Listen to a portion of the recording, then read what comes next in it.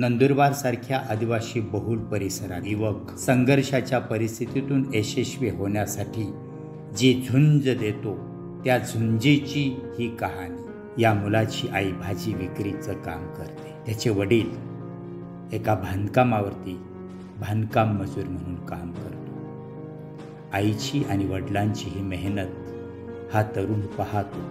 फावल्या वेळात आई वडिलांना मदत करतो। वडिलांचा कधी डबा घेऊन येतो।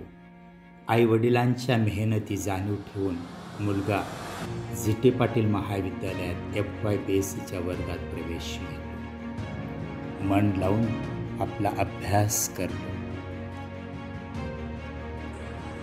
How many carbon atoms are present in the glucose molecule? Is there anyone? Yes, you. 6. Very good. What's your name, dear? कधी कॉलेजच्या कॅन्टीनमध्ये काम करून हा विद्यार्थी आपली उपजीविका भागवतो। क्या रे इसकी फिर किलो में लेके दे एक बार चल गए। चाय ले। और क्या बनना चाहता है? अधिकारी बनना चाहता है।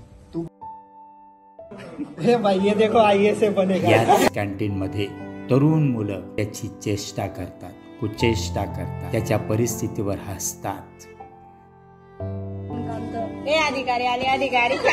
मित्रांच्या विनोदामध्ये सहभागी होतो। महाविद्यालयाचा वेळ, कॅन्टीनच्या कामाचा वेळ सोडून हा विद्यार्थी ग्रंथालयाचा पुरेपूर वापर करतो। स्पर्धा परीक्षेची एक पुस्तकं चाळून काढतो।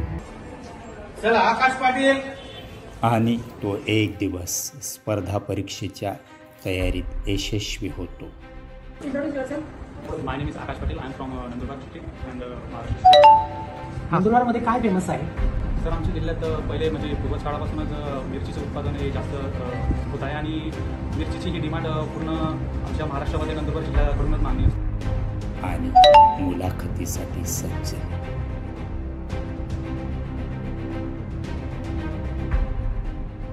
की बहुना मुलाखत देऊन स्पर्धा परीक्षेत यशस्वी होतो।